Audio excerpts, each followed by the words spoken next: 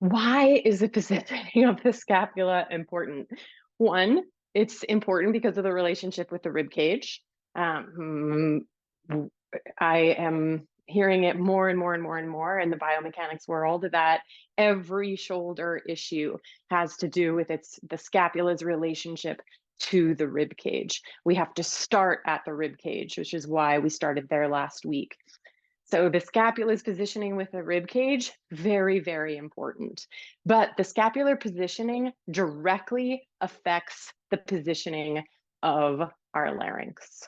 So our arm swings, our arm reaches, and any kind of rhythmic movement of our arms. So this oscillation or alternation of the scapula and thoracic regions has a direct relationship with the freedom and the oscillation capabilities and the flexibility of our larynx and of our vocal cords, specifically through our omohyoid muscles. So it is very common, I'm going to stop share really quick. It is very common as we start to be up against gravity for a while for someone to start walking with an arm swing that's pretty predominantly happening only on one side. Well, part of what I've been exploring and researching, I'm about to do even more research on it, and I have a program coming out in the spring, a pilot program for a vocal cord dysfunction support.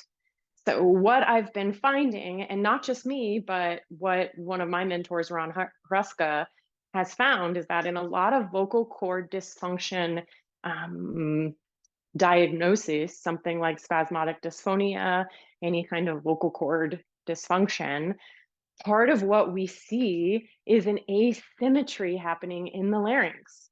And as I've started, I don't know if some of you have seen my Instagram posts lately, but part of what I've been doing is working with these asymmetries of the body and people who had paresis diagnosis. I had one client that was going in for injections, and she went in for her injection, but they did a scope first, and they found that she was 95% recovered of that vocal cord.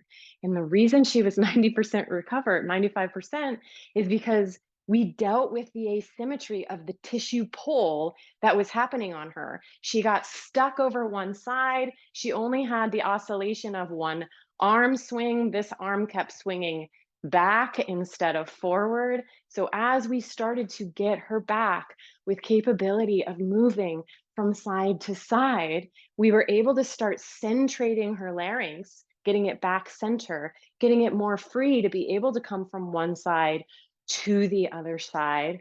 What we also see with this is that we'll start to go over to one side, the larynx will start to be pulled to one side, the jaw starts to be pulled to the opposite side.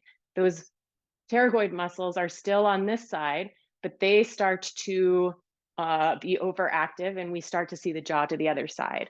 So we'll see someone up and over one side, their jaw's going to the other side, their head starts to kind of have various tilts, and it's all kind of coming in all around here, being pulled down, etc.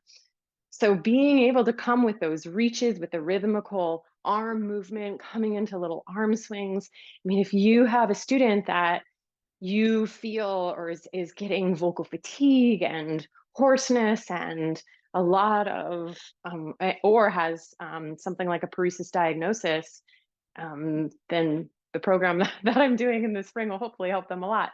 But even just getting them the ability to alternate in their arm swing from side to side is helping to free up our vocal cords, helping to free up a side to side, a lateral motion of the larynx, and then being able to bring it more to a centrated place or a central positioning. So very cool. And that is why we care about the shoulders and scapula as singers.